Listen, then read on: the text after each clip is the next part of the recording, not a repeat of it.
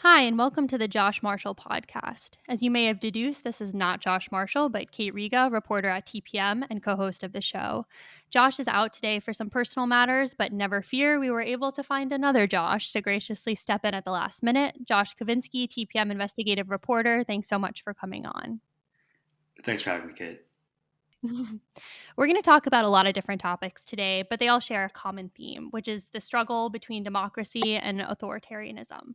We're seeing it play out in Ukrainian cities marred by bloodshed and destruction, in our Supreme Court flirting with a legal theory that existentially threatens free elections, and with a primary in Texas hallmarked by chaos intentionally unleashed by Republican lawmakers seeking to make voting harder. So let's get into it. But first, the Josh Marshall podcast is brought to you by Grady's Cold Brew Iced Coffee. You can get a discount with code TPM at gradyscoldbrew.com. Okay, Josh, I want to start with Ukraine and Russia. Let's talk big picture, and then we can get into some recent stories about the conflict at home and abroad. So to start, can you give our listeners a sense of the state of the invasion? Many people have probably seen some pretty devastating images out of an attacked maternity hospital recently, especially. Sure. So I think that let me think of where to start. We're 2 weeks in, and Russia has not managed to take any kind of huge Ukrainian city that it's besieged. There's only one large city they've taken in the south, the city of Kherson. It's economically an important city. It's not the most important city, but it is a big kind of population Mhm. center. Apart from that, they've laid siege to Mariupol in the east, very close to where the Ukrainians were already fighting Russian proxies for the past 8 years. They've laid siege to Kharkiv in the northeast, and then they've laid siege to Kiev in the north. What I think we've seen over the past few days is the Russian momentum slowing quite a lot. People who know this stuff way better than I do, who follow kind of military movements and have background in this, are all kind of saying like the Russians have slowed down. They aren't making any serious advances at the moment. And the question there, I think, is: are they doing that to regroup and change their strategy, or have they actually been fought to a halt? It's not clear, and I think the situation is probably different in different locations. There are separate questions about supply chain issues the Russians have been having, about the Mhm. readiness of their own troops to fight. That I think are all relevant here. But I think from a kind of like 40,000 feet in the sky view like level, the story is that the Russian advance is halted. What we have seen, however, and you mentioned this in Mariupol, is the Russians move kind of ponderously away from their initial strategy, which was to just decapitate the government, try to just take the country kind of as it is in its political system, and just install a new leader and just who's pro-Russian and just say this is Ukraine with Russian leadership. We've seen that strategy is not going to work out, and I mean this has been talked about all over the place. And so instead, what it seems like the Russians are doing is moving to a strategy where instead of trying to preserve the country and kind of swallow it up, they're going to just destroy everything in their path, and people who oppose them are going to be imprisoned or dead, and they're not going to be a problem anymore because they're dead. They're going to be. We saw the assault on the hospital in Mariupol, the maternity ward, slash children's hospital. It's a repeat of a tactic we saw in Syria, where they would bomb hospitals because it's a great way to break the morale of the civilian population and also make that place unlivable. So I think that's another trend that we're kind of slowly seeing develop. I mean, this might be a stupid question, but what is there to gain from like reducing Ukraine to a pile of rubble? What does Putin get? Yeah, I think that's a great question, and that's why I mean, for this, so many people were just could not believe that he would do this. Because if you understood that the Ukrainians were going to fight back, then the only way that the Russians could win, would be to turn it into a pile of rubble, as you said. Um, Mhm. I think here's an interesting moment that we're at. I think we've seen these kinds of really heavy assaults, indiscriminate bombing of civilian areas in a few towns outside of Kiev, and we've seen them in two big cities: Mariupol, the one that's right now currently like completely surrounded, that where the children's hospital is bombed, and we've seen it in Kharkiv. The areas that we haven't seen it, however, are downtown Kiev, and we haven't seen it in Mhm. Odessa, another city that we know the Russians want. It's in the south, and I think that that's really interesting to me for two reasons, and different reasons for each city. Basically, if you're Putin, and one of the reasons you've launched this war is to kind of reclaim Russia's medieval and then czarist patrimony, you really care a lot about those two cities and what's in them, because Kiev has a lot of these ancient monasteries where kind of some of the founders of ancient Russia are buried. They have these ancient churches, just a lot of monuments and buildings in Kiev that kind of go back to the sort of medieval Russian patrimony that Vladimir Putin has said he's trying to reconstruct and reclaim. Odessa doesn't have that. It's a more recent city, but it's a city that was built under Catherine the Great. Putin mentioned Catherine the Great on International Women's Day in his address to Russian women. But it is, less like facetiously, it is a, how do I put it? Odessa, it's very beautiful, and it's very clearly built. Like, it was very clearly built during like the Tsar's period, and it's a reflection of the kind of the successes that that government had, and the extent of Russian reach, from St. Petersburg back then, down to the Black Sea, and from there into the Mhm. Mediterranean. So, both these cities are kind of living monuments, and I think it's interesting that we haven't seen the Russians use these kind of indiscriminate tactics against those locations.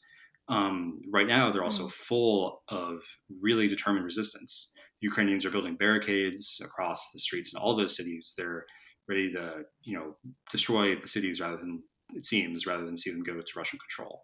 So I think there's an interesting question whether or not, we're going to see the Russians apply these tactics to places that, in some ways, have value for them and the kind of project they're undertaking, or if they're going to try and still find some way to gain control without having to destroy those locations. So, are the places where they are kind of engaging in the totally zero sum brutalist tactics, are those just valuable for their location and not what they contain? Yeah, I mean, they have, I mean, valuable things. Like Kharkiv has this like big tractor factory. Mariupol has these Mm. two huge like steel mills. So I mean, there's like kind of like more mundane, I guess, like economic value there. There's people, um, but it's not. There isn't this like kind of like deep historical value. Kharkiv is interesting, I think, because Mm. it's bandied about as this like Russian language city, which it is, but it's in many ways also the birthplace of Ukrainian nationalism, which is really what Putin is trying to crush here. So I think when you see the images of that city just being flattened, and it's absolutely tragic. Like, I've been there. It was a beautiful place before this, and not a lot of it seems like is going to be left. But Right. the point I'm trying to make is that there are reasons why it wouldn't be as bad for them to flatten Kharkiv. Mariupol, Mm. similarly, is sort of like a beach resort town for all the steel mill workers in the region. It's a famous, like, kind of a coal mining steel mill region, that they're fighting in there right now. And so, I mean, it's not a place that necessarily has like ancient architecture or like monasteries that mean a lot to your conception of like medieval Russia. It's a place with a Right. lot of people, and it's an area you want to occupy, not necessarily one that you're going to care what it looks like afterwards. Mm. Okay. Do we have any sense of the casualty numbers on either side?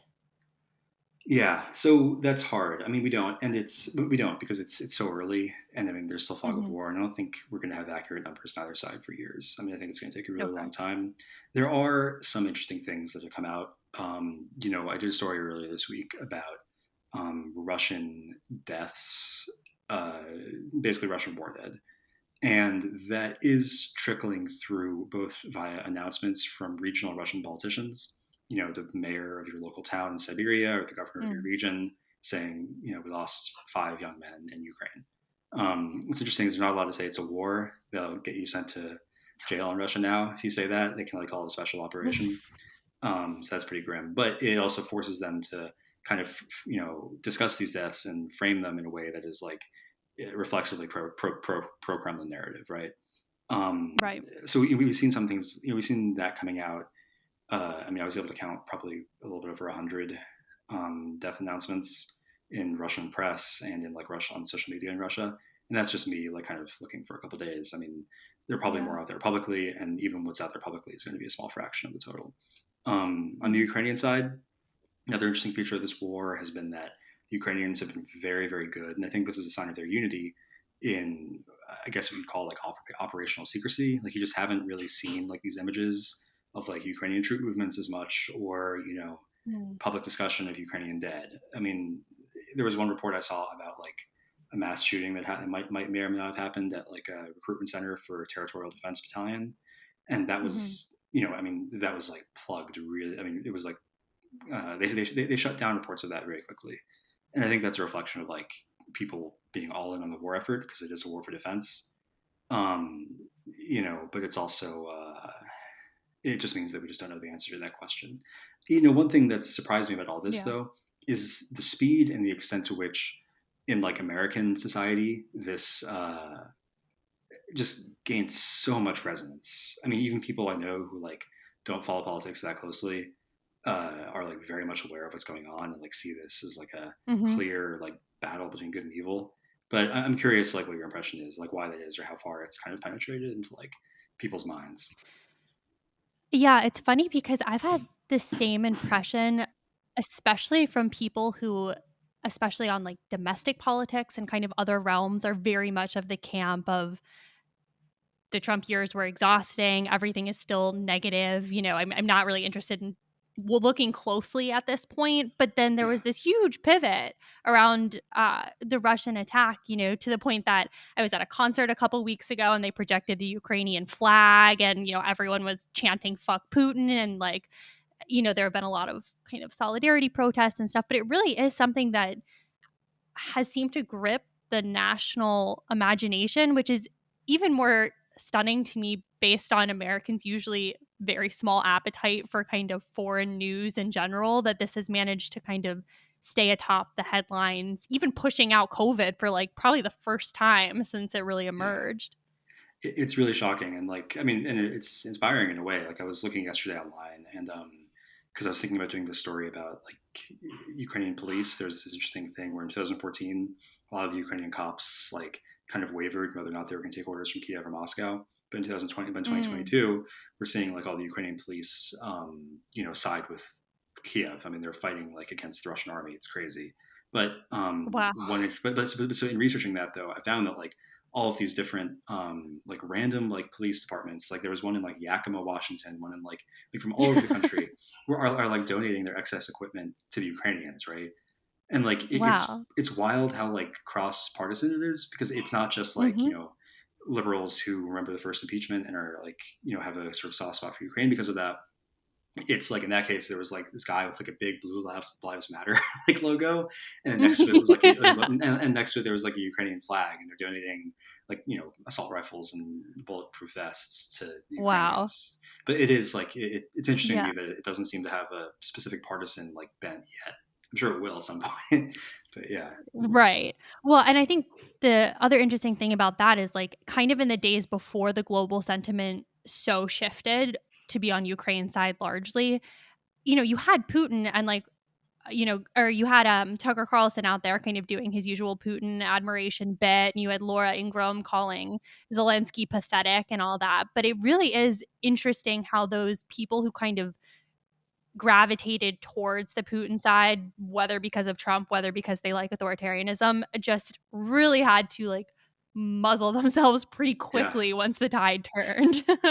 Yeah, they really did. And I Yeah. mean, it's also funny because there is this like thing on the right of like wanting everybody to be like in a militia, sort of like like all these politicians Hmm. like in America like constantly cosplaying that like they're like the last guy with a rifle and they're just gonna stand up to this like leviathan of a government, right?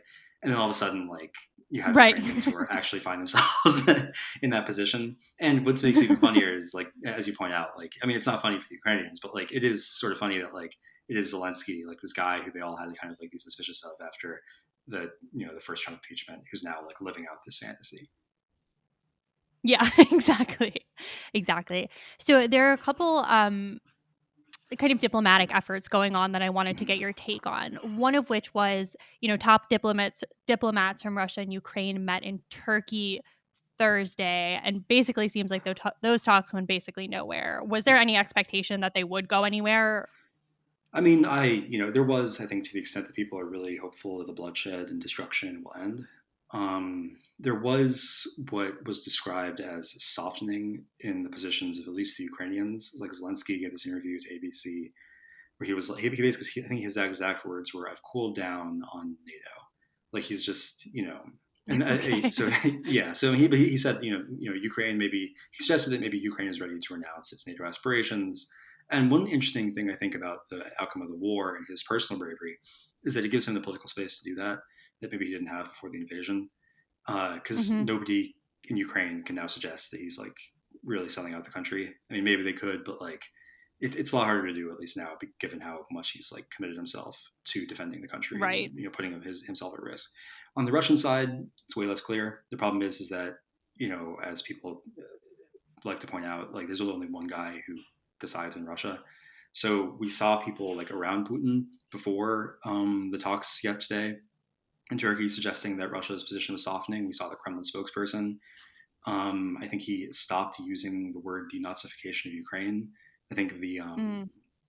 Maria Zakharova, the spokeswoman for the Ministry of Foreign Affairs, she said that Russia actually never wanted to overthrow the Ukrainian government.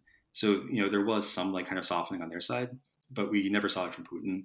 And once Lavrov, the Russian foreign minister, was in Turkey and speaking with Dmitry Kuleba, the Ukrainian foreign minister, there really wasn't. It really didn't seem like anything had changed. And what he actually said was he denied that Russia had attacked Ukraine. He said that Russia was acting in self-defense and that Russia would never attack anybody. Which, given how Okay. much, and yeah, which given that at this point how much they lie, you can almost read that as like a threat. So I Right. guess yeah. But to answer your question, like there were definitely hopes. I think they were, at least in my case, they were probably coming less from like my brain and more from my heart. And I think that's probably true for a lot of Yeah. people. But it doesn't seem like it led to anything concrete. Yeah. Yeah. Right. You mentioned kind of Zelensky stepping up into this, kind of globally admired role. Can you give us an idea of what Ukrainians thought of him pre the Russian attack? Yeah. So he was doing horribly in the polls. I mean, I think, yeah, he wasn't very well liked. He went in 2019 with a lot of hope. He won in the biggest victory. He basically won like the biggest landslide that any Ukrainian politician ever won for the presidency. Wow. And that was partly on a campaign of ending the war with Russia. They spent a lot of Mm. time trying to do that, and they found that the Russians were intransigent, and it didn't work out. There are mistakes you can argue they made on the Ukrainian side as well, but you get to the situation where by 2021, Zelensky is like kind of in this position where he has nowhere to go but be like a sort of like I don't want to. I mean, basically to be like an uber patriotic Ukrainian who isn't going to give up, who isn't going to make any concessions. Um, Mm. and that's not something that's necessarily popular there because before this, people were really exhausted, at least especially in the east of the country, the south of the country, which is a lot of the country. They were tired of the war. Hmm. They were tired of, as they say, sending their children into a meat grinder. For what? I mean, it was a exhausting slog. And so, Zelensky was kind of presiding over this. Meanwhile, living standards weren't going up. Corruption was still a problem. There was a lot of negative. But Mm. now, what you've seen is him completely turn that around. He's in across Ukrainian history, corruption has been a huge problem, and there have always been these issues, examples of that, where presidents of the country have basically put their own personal interests and like personal financial interests ahead of those of the Ukrainian state. The most famous one is that during one of the big battles in 2014, it came out that on the same day of the battle, it was a huge Ukrainian defeat. I think around 1,000 Ukrainian soldiers died, and it was during a Russian incursion. The Mm. president at that time, Poroshenko, like re-registered an offshore company that he had like in the Maldives, and it Oh happened on my the same God. day as this. Yeah, so like I mean, right? It was that, and it was supposed to be like a blind trust. So it was that kind of thing, right? But Zelensky broke with that history. He broke with that tradition by staying in Kiev and showing that like the Ukrainian state was something more than just like a piggy bank. I mean, he actually he's clearly willing to die for it. And so that Right. I don't think you can overstate the extent to which that was had a galvanizing effect, an inspirational effect on the Ukrainian people. And now like there are so many people I know there who didn't vote for him and are now like publicly saying like, look, I didn't vote for Zelensky in 2019, but he's chosen a really brave path, and I can only respect him. And it's interesting from an American perspective, where it's very difficult to see people who are kind of in one partisan camp Hmm. crossing the aisle like in any circumstance like that. And like in Right. Ukraine, often like the polarization is as intense. Um, but in this case, and he actually did manage to do something that kind of broke that wall down. Right. Something I've been wondering if his history of, being a comedian and being kind of a performer has helped him in this moment because I think Yeah, not that it's not genuine, but there really is a, a layer of like kind of dramatic deftness to what he's doing, to his, like, the videos tied in on his face, wearing a t-shirt, looking like pale and tired, being like, I'm still here, kind of thing. Like, that's very effective. Yeah. No, I agree. I mean, he's a performer, and specifically, like the kind of performance that he came up in was improv comedy and like improv acting, Mm. Oh which if my you think god. about it, is like kind of perfect for the situation, right? Yeah. Because I mean, because he reads the room really well. He's able to like inject like levity when he needs to. So I totally agree with you. And it's there's I mean these are like liberal Russians, but there are like Russian people I know who Mm. are saying like you know it's too bad we don't have a president who's a human. Because you think even if you don't speak Wow. the language, you watch Zelensky and you can tell he is just like a guy, right? Like Yeah. he's. I think you got to this what you said that it's like even just the way he's like gesturing, like his facial expressions, it's all very like intimate. I think and immediately Hmm. understandable. Whereas Putin, like sitting 20 feet away at a table from his Yeah. nearest people, but also I think if you want to like really get into like body language stuff, I mean his face is like pumped full of Botox. I mean he just doesn't look like somebody that we recognize, I think, on the street, and that I think makes Yeah. him. There's some people who say that like that's intentional, that like the sort of vision of power in the Russian state is supposed to be this like Mm. kind of inaccessible like thing that you can never really like fully comprehend and is always going to be like above you. That's like one source of their power. I don't know if that's true or not. Might be bullshit. But Mm. um, it's clearly a big contrast between Zelensky, and I think you could say that it also speaks to the bigger theme of this episode, which is autocracy on one side and democracy on the other. Right. Do you is there any indication that part of the obstacles Russia has been hitting, that part of that was underestimating Zelensky's global appeal?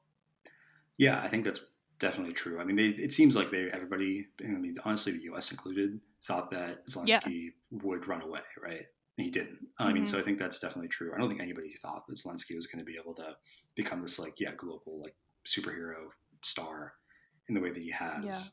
Um, I think that if you look at this more broadly in terms of how do you assess like how dramatic the Russian defeat is, it's I think it's really difficult to know. And I think it really depends on what you think their initial aim was. If you Mm. think their initial objective was to topple the Ukrainian government in 2 days and that was it, as some top American officials have said their aim was, then yes, this has been a defeat. There are others though who argue that like the Russians weren't maybe that naive in that they had planned, in fact, for like a 6 week, 2 month long war to take down the Ukrainian government, which is more where we're headed, I think. And that Mm. maybe they're facing more resistance than expected. Yeah, there are supply issues. People aren't motivated, but you know, across Russian history, they have not cared that much about how many of their soldiers die. And they haven't been particularly competent on like little detailed questions like logistics. It's just these like big kind of like mass movements of people in like one direction that eventually went out. And I think that if you look at it in that context, it's less clear to me. Who expected what when. I think there's a way of reading the current Right. situation that, unfortunately, is I'm not happy saying this is like still kind of in line with their plans. Mm. Okay. So another kind of big thing on the diplomatic front is that we have the leaders of EU countries meeting in Versailles today. Um, and, that has kind of special importance given that Zelensky has been fairly candid about his desire for Ukraine to join the bloc. So, do we have any sense of kind of where member countries are on that topic? From what I've seen, like the Western European countries are way less enthusiastic than the Eastern European countries are. And so it's the further away you are from Russia and the further Mm, away you are okay. physically from Ukraine, the less interested you are in accepting the Ukrainians. Yeah. Which is sad. I mean, I think that it goes to an interesting Yeah. question about like why are we even here? Putin and the Russians have said Yeah. that it's all about NATO, but I think Zelensky is correct that it is probably more about the EU. I think if you look at the countries that were formerly, at least in the case of the Baltic states, part of the Soviet Union or the Eastern Bloc, and you look at the transformations that those societies have undergone as they prepared to join the EU and then joined it, it's like way more dramatic than joining a military alliance. And that seems to Mm, really be what worries Putin is that Ukrainian society. I mean, he calls it like one of his things was when he declared war on Ukraine. He said like we're going to prevent it from turning into an anti-Russia, and it seems to me that like what you would, it seems like if that's really what worries him, then the EU would be a much quicker path to turning Ukraine into like an anti-Russia in his view. And Right. yeah, it's interesting that Zelensky raised this question like in the middle of like the war with the bombs falling. I mean, it really is like, I mean, I think as you said, like, I mean, he's a performer, but like it really allowed him to get to the core of the issue in this like dramatic way that like I think made nobody comfortable. Yeah. Yeah. So let's talk a little bit about the domestic response from President Biden and the White House. We had this week, Biden said that the US will ban imports of Russian oil and liquefied natural gas. And he seemed to hint possibly that the US will share, the quote unquote burden of Ukrainian refugees. Like, what did you kind of make of those remarks? I think it was great to see um, them go after oil and natural gas. I think one thing we've been covering at TPM is the extent to which the Republicans are going to like then use the resulting high gas and energy prices to like blame Biden for screwing up the economy somehow for implementing a policy this Yep. core, right? I mean, I Mhm. mean, that's the hypocrisy. I mean, it's great to see. Like, it is a.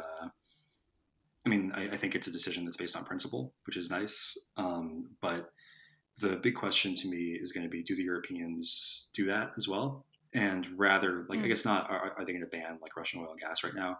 But are they going to like spend the next 5 years making deep investments in infrastructure that will allow themselves to like not have to buy any Russian oil or gas? I mean, that's like the big question, right? right. Because that will really cut. I mean, it'll be a complete. You can't overstate how extreme a shift that would be. And I think it would like in a big way be a defeat for Putin because I mean the reason he's been able to get away with all this stuff in Europe is because the Europeans have their hands tied because they don't want their citizens to freeze in the winters. They need to buy Russian gas, right? Um, Hmm. and if they find a way to either import American liquefied natural gas or just maybe some kind of I don't know green energy alternative, Green. yeah, it would. I mean, it would definitely shut off that line of argument. Yeah, I mean, No, go on. go ahead. I was just gonna say the green thing to me, it's like is something that I've been ki- a little confused on from the Democratic response of things because even given that you know United States is not dependent on Russian oil, the way that Europe is, it just seems to me like such a natural kind of segue to be like reliance on, you know, a foreign anywhere for gas is bad and potentially a national security threat. So maybe instead we should pivot towards like not desecrating the planet and developing Yeah. our, green energy and all that. And then but I think there hasn't been a super cohesive talking point on that from US Democrats. And so then it just leaves space to have like Joe Manchin being like, you know what, we just need to produce more of our own gas and oil. And it's like, No, yeah, let's just burn it all no. down faster. That's a good solution. Yeah, I know it's really not great. And I mean, in that sense, it is an opportunity, though, right? Like, I mean, as you said, like it could Yeah. be that like this is the moment where like Europe and the U.S. just completely stop like investing in oil or natural gas infrastructure and instead we really try to find like green energy alternatives. But Yeah. and in which even I'm the I'm Russians don't have to do cynical, anymore but either. But yeah. can you give up to wrap up our Ukraine corner? Can you kind of give our listeners an idea of what is going on with the Polish fighter jets? Because I can't follow what's happening in this story. Yeah, and it seems that even the people involved can't follow what's happening in the story.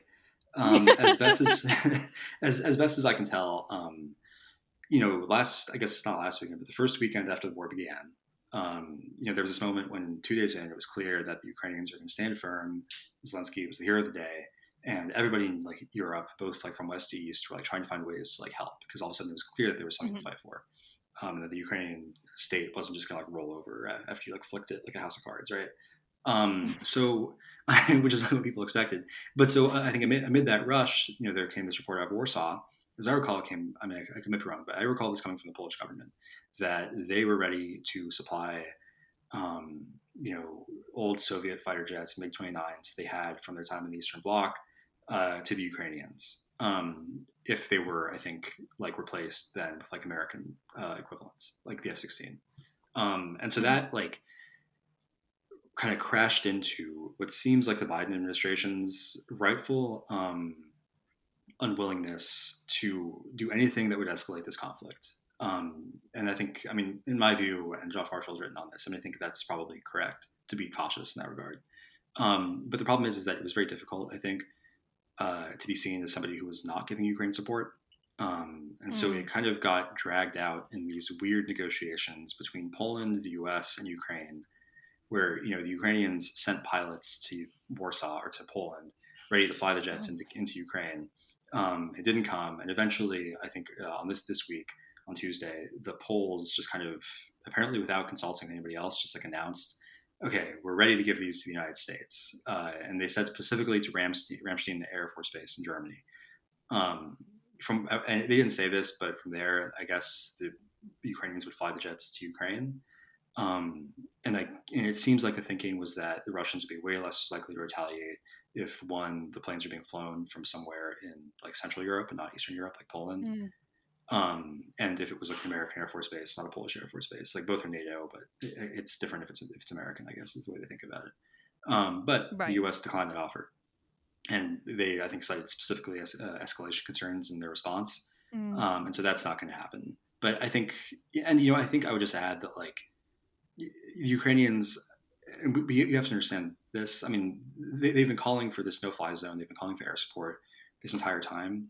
And again, Josh Marshall has written about this like extensively, but I really think that should be understood as a call for the U.S. to become directly involved in the war, because in some level they understand that their best chance of survival is if they can call America in as a war ally, right?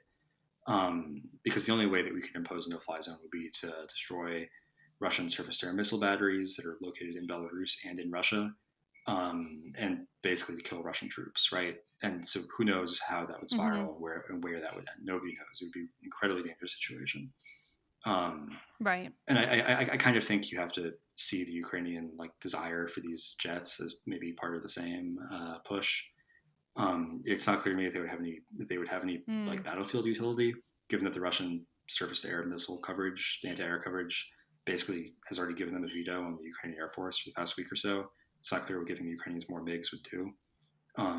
The only extent to which their airspace is contested is because the Ukrainians themselves still have operational like anti-air defenses that we gave, and then also they just have left over from the Soviet Union. They also developed themselves. So it just doesn't seem like, again, the whole thing just kind of felt to me like a stand-in for this debate about like whether or not NATO was going to do a no-fly zone and then therefore escalate. Okay. Well, that makes much more sense to me than my very jumbled impression of what this story was. Okay, so we are now going to bounce over to America, and we're going to talk about the Supreme Court. Josh and I will kind of switch roles a little bit here, doing this on the fly here at the Josh Marshall podcast. So kind of to jump into it, I wrote about Kate, this. I was just going to ask. I mean, if I'm going to be the Kate now, take over, host. Yeah. Well, I was just going to ask if you could explain your story about just kind of give me like an overview. What was this dissent? Yeah. Like, what was the case about, and what worries you about it? Right. So this week we got an order from the Supreme Court about a redistricting case out of North Carolina. So what had happened is the North Carolina legislature had drawn a map that, heavily favored Republican candidates. The North Carolina Supreme Court said, no, that is a violation of our anti-partisan gerrymandering state constitution. And so the court had special masters draw up a new map, which then North Carolina Republicans challenged to the Supreme Court, asking them to knock that map down. And the legal reasoning they use is this thing called the independent state legislature theory, which rests on this very, very narrow and literal interpretation of two clauses of the Constitution that give state legislatures, A, the control over the time, place, and manner of elections, and then B, the quote manner of selecting presidential electors. So that was their argument. Well, I was just going to ask, I mean, the independent state legislature theory, I mean, I feel like I've heard that in different contexts with Republicans trying to have state legislatures just like decide the outcome of the election. I mean, is that the same thing? Okay. Yeah, that's exactly right. It actually it reared its head in Bush v. Gore in 2000, where 3 of the justices kind of endorsed it, but not enough signed on. So it was just kind of a high profile invocation of it. And then it just lay dormant for like 20 years and came up again in a huge way in the 2020, various challenges to ballots and all the Trump efforts to kind of overturn the election. There it was invoked and endorsed by Kavanaugh pretty clearly. So, yeah. So getting back to the North Carolina case, we had 3 justices dissent from the majority's decision to bat back the North Carolina Republicans' challenge to let the court drawn maps stand. So Gorsuch, Alito, and Thomas all dissented and fully embraced the independent state legislature theory. So we have those 3, plus knowing that Kavanaugh's been friendly to the idea before, tells us that even though on its face the North Carolina decision was kind of a win for voting rights advocates, we now know that there are at least 4 justices on the court who are ready to embrace this doctrine, which would give state legislatures unfettered control over election rules, voting rules, and redistricting maps to the exclusion of state courts, state constitutions, ballot pass initiatives, everything like that. Wow. So you say 4 justices. Is there a potential 5th justice here that people are worried about? I mean, what would tip this over, like to a majority? Yeah. So the known quantity here is John Roberts, who basically has gotten pissy in the past about federal courts interfering with state legislatures, but he doesn't seem to have a problem with state courts having a role in controlling them. So that pretty much sets all eyes on Amy Coney Barrett, who we have absolutely no idea how she feels about this. And because this order came down on the shadow docket, we think that she voted with Roberts and the liberals to turn the challenge to the map aside, but we really don't know. So literally the singular tea leaf we have is that she worked on the George W. Bush legal team during Bush v. Gore, and that tenuous connection is like our only clue either way. But that's, I mean, if you're somebody who cares about the voters, not the state legislatures being able to decide the outcome of an election, that's a pretty grim. I mean, it seems like that's a pretty grim sign. Not to read the tea leaves too much.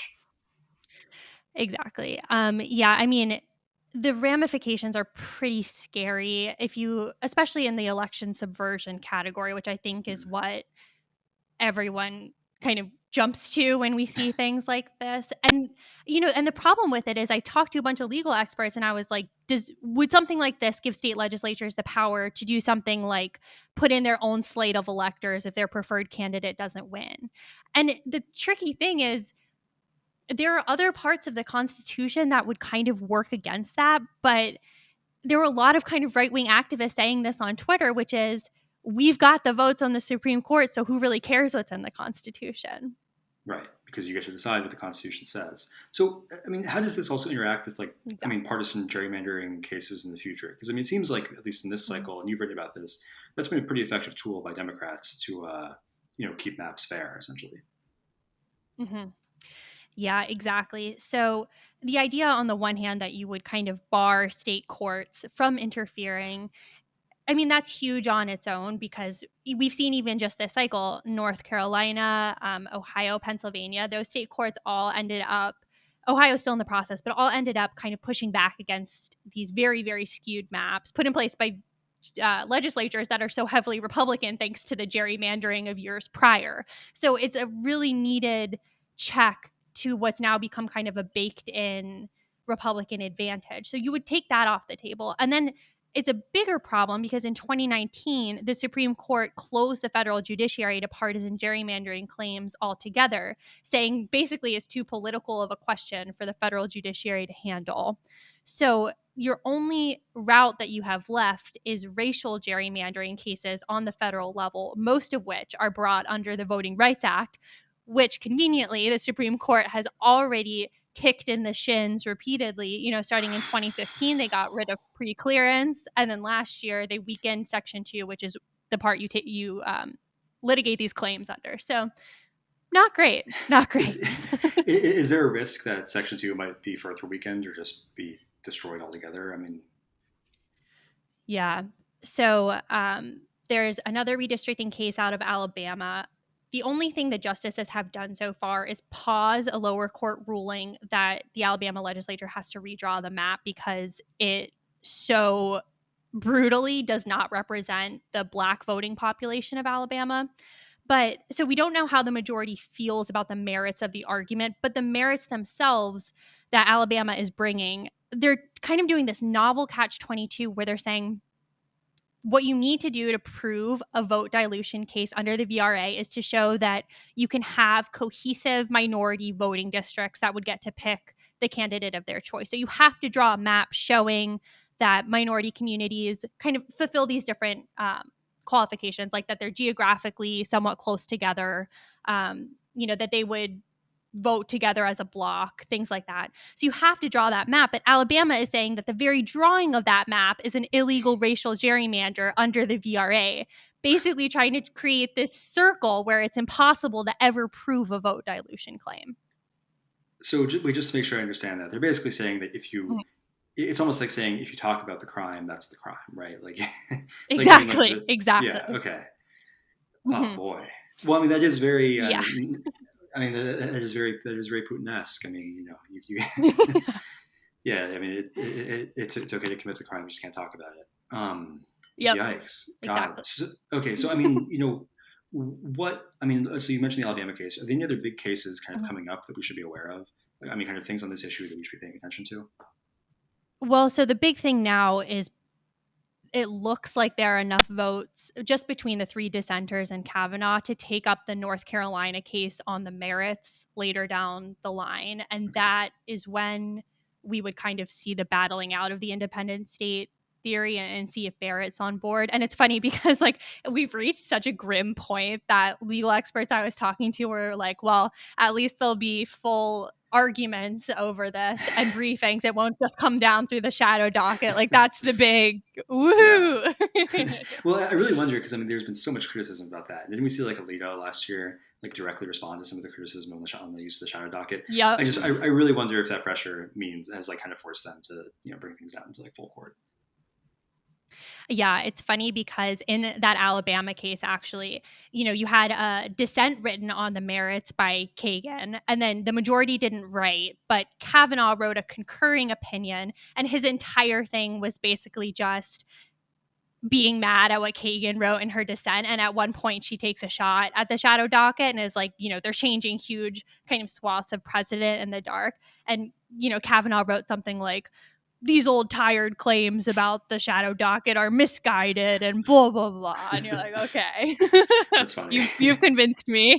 Yeah. So I wanted to ask, just to bring it back to the gerrymandering point. I mean, let's say like a state like Wisconsin, right? Where, what is it? Like, I forget what the exact statistic is, but something like more than like 2/3 of the state like basically in order for there to be Democratic majority in the state house, you'd have to get like over like more than like 2/3 of the popular vote be for Democrats, right? Mm-hmm. So I mean, to what extent? I mean, are we already kind of like living in the reality that people are afraid of? I guess is my question. Like, I mean, if we already have all these states where gerrymanders are so aggressive, they've effectively disenfranchised like huge portions of the population. I mean, has the worst already happened, at least on a state level? Yeah, I mean, 100%. The part of the reason that this redistricting cycle, we haven't had a situation where everyone's saying, Republicans are going to pick up another 16 seats in the fall, no matter what, is because Republicans already so brutally gerrymandered everything last decade that there's not that much left to do.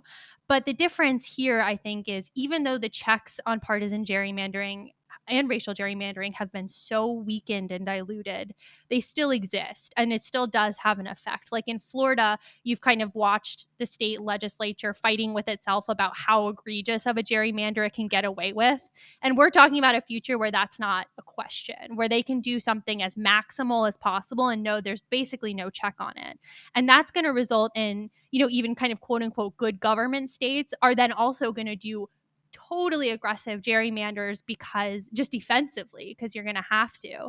And that just, we are already kind of living it, but it's a future where it's even more true than elections are predestined before anyone casts a vote and there are no competitive districts left whatsoever. So that means it's all about the primaries, which is not ideal because given the bent of the Republican Party right now, that just means you've got to run to your right of whoever runs against you, which will kind of continue our tug into, dangerous territory.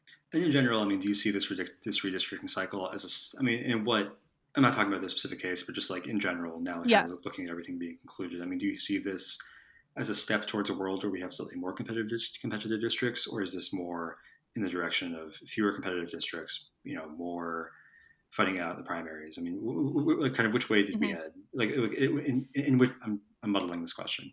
No, I gotcha. Yeah, in which direction did we take a step this past cycle? Decidedly less competitive. I mean, Okay. that's kind of the big takeaway. And it's, that really matters because you're not going to win over any voters when you've got a Trump plus 15 seat or a Biden plus 15 seat. So you're not even going to compete for them. I mean, that's not democracy.